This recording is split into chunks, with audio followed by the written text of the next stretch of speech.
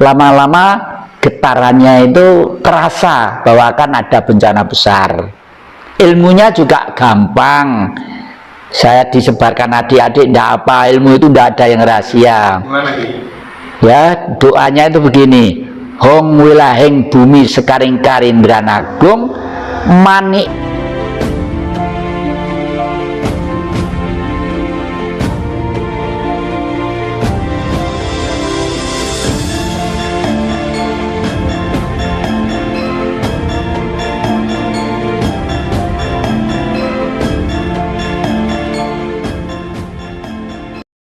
Jadi Allah dengan Tuhan itu satu tapi lain.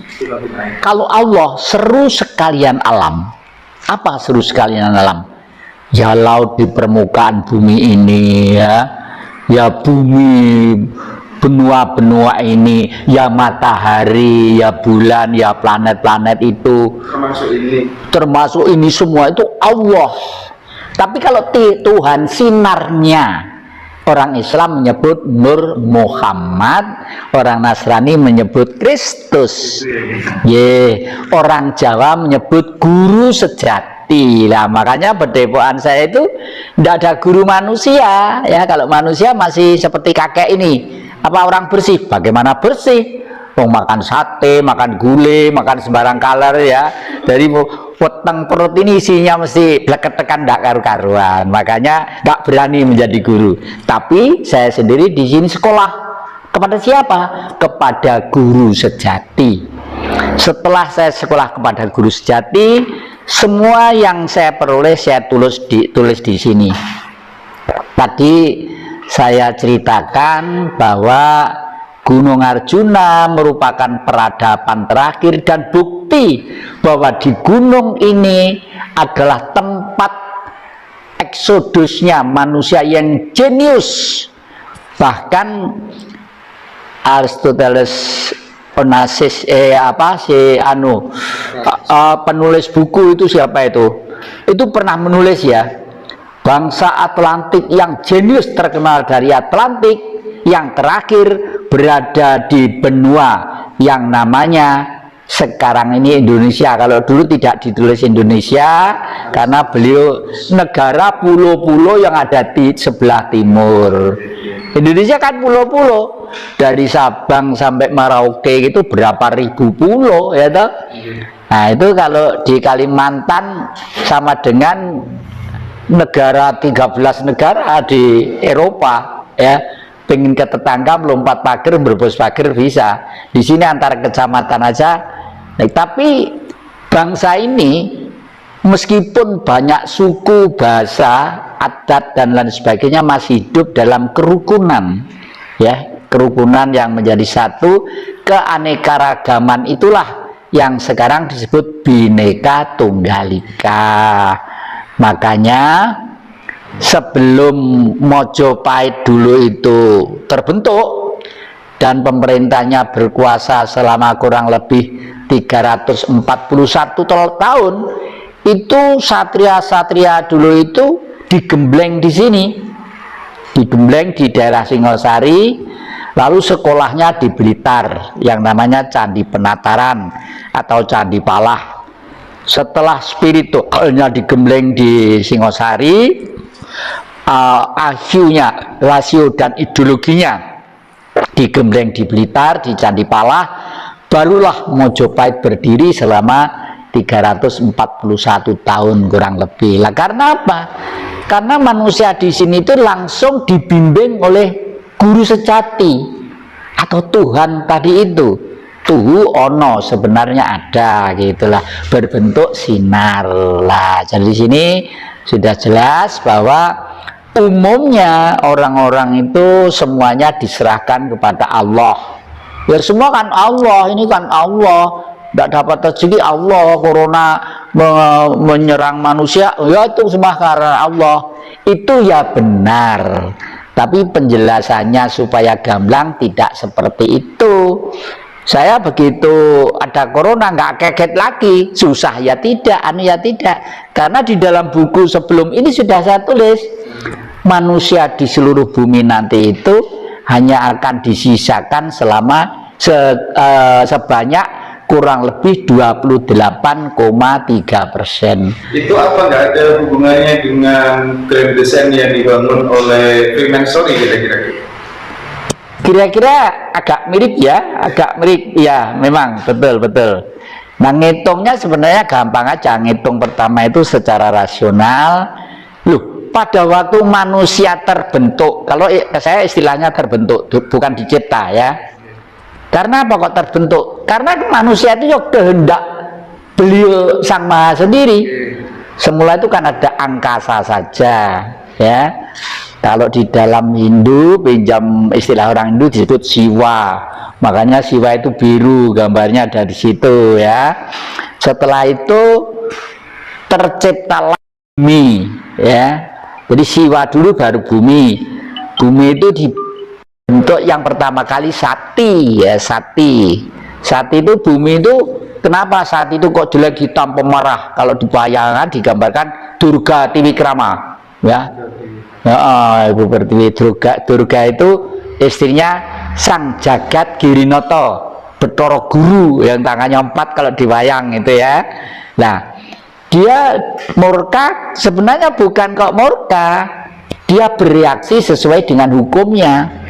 Pertama kali bumi itu meledak, magmanya itu tahyar, lalu menjadi puing-puing. Lalu sekarang menjadi planet-planet itu, menjadi bintang-bintang itu dan sebagainya. Karena apinya masih ada di situ, menyerap. Kalau di dalam agama diceritakan tanah dan air berputar-putar di udara, dibakar api yang membara. Ada tanah, ada air, ada api, ada udara, hidrogen, nitrogen, karbo dan oksigen ya. Api mempunyai sifat menyerap. Akhirnya kumpul lagi tek ya, baru kehendak Sang Maha tadi itu pelan-pelan secara evolusi membentuk dirinya, karena beliau ingin mewujudkan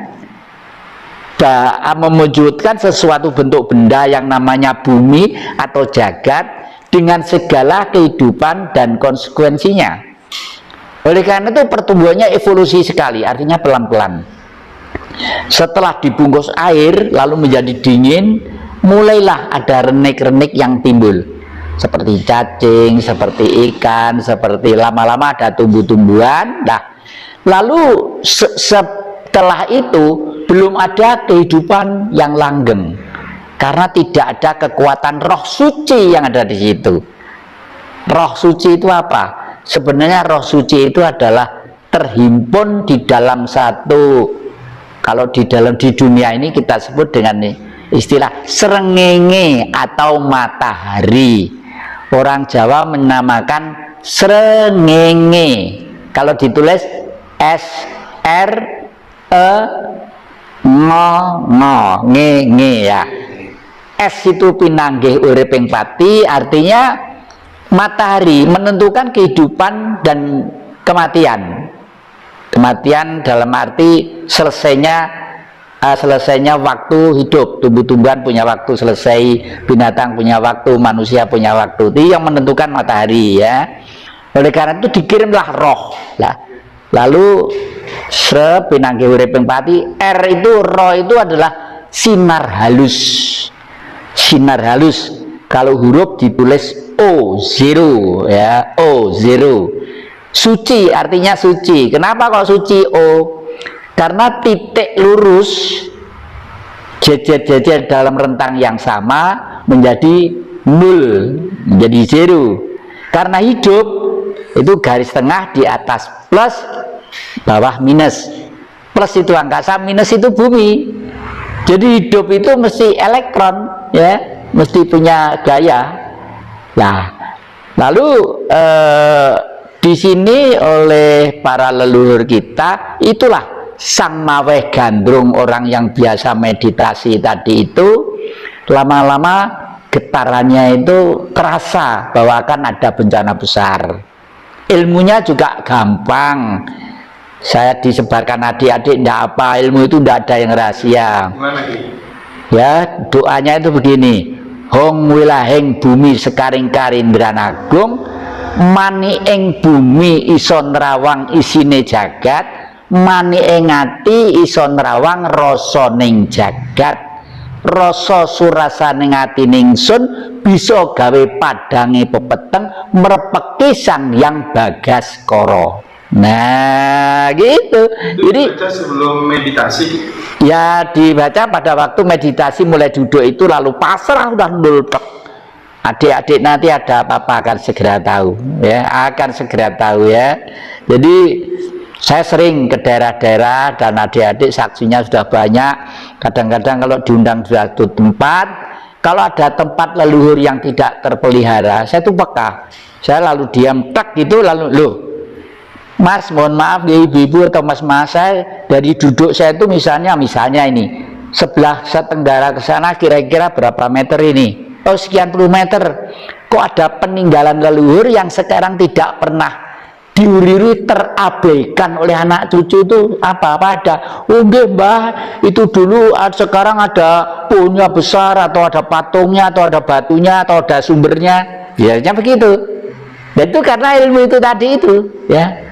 Karena mantra tadi itu pas proses meditasi selalu digaungkan di dalam gimana ya? Yang disampaikan Jadi meditasi itu ada dua, meditasi aktif ya, proaktif, dan meditasi nul total. Kalau nul total itu pasrah. Biasanya saya kalau mau tidur itu sejak muda saya selalu pasrah. Artinya ya Allah seluruh sekalian alam, hamba terima kasih atas kebahagiaan, atas rezeki kepada saya, anak keluarga saya, anak cucu saya, dan saudara-saudara saya. Hamba mohon maaf sebesar-besarnya atas kekilapan yang sengaja atau tidak. Malam ini hamba menyerahkan diri terhadapmu. Semoga kembali menjadi sebagaimana hukum yang kau kehendaki. Titik, ya sudah gitu. Itu dikarang sendiri bisa. Pakai bahasa kita lah. Gitu ya, gitu lah. Ini leluhur kita itu selalu seperti itu. Nah, ternyata leluhur kita itu memang manusia-manusia yang jenius, terjenius seluruh dunia. Tadi saya katakan, misalnya begini, orang Barat bisa terbang ke angkasa itu dengan baling-baling, karena orang Barat sekitar 1930 ya pesawat terbang ya. Baling-baling itu begini, artinya apa? Orang Barat otaknya cerdas, bahwa udara itu padat. Padat itu kalau diiris begini dalam bentuk yang silang, itu akhirnya baling-baling itu akan geret benda ya, akan geret pesawat itu.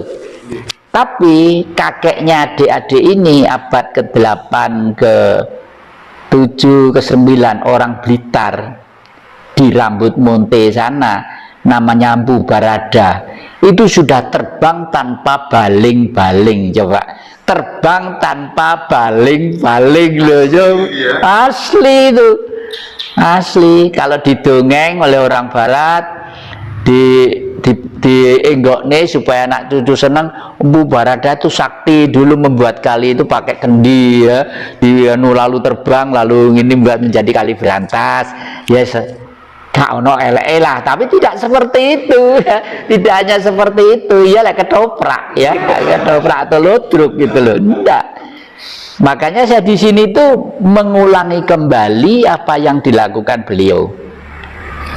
Beliau ada di Rambut Monte Wlingi, Kecamatan Wlingi, Kabupaten Blitar. Sampai sekarang itu kira-kira kedungnya itu garis tengahnya hanya 5 meter bulat begitu. Di situ ada pohon asem yang tidak bisa besar selamanya, kecentet, karena disabda oleh beliau.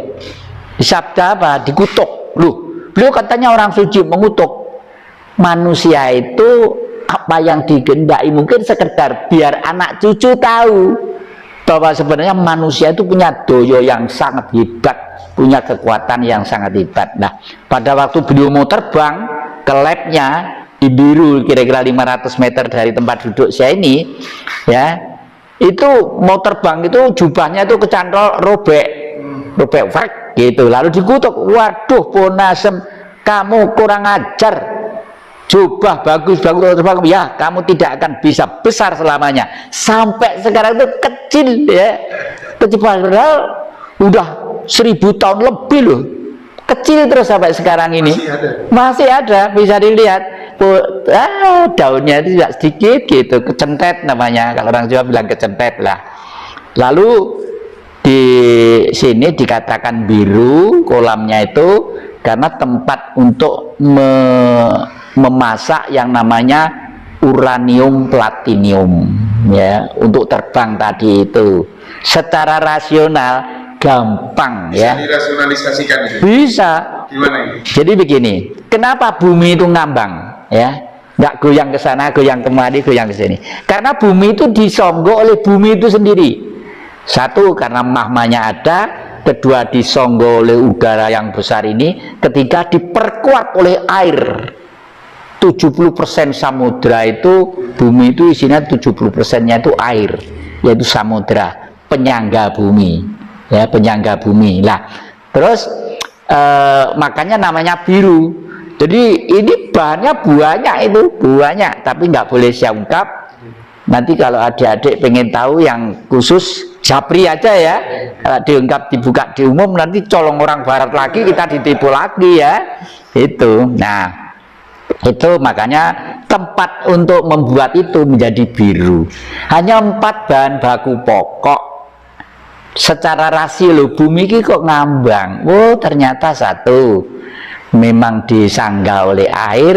Kedua kali di tengah itu ada magma yang terus hidup begitu. Jadi api, air itu ya api sendiri sebenarnya. Makanya di dalam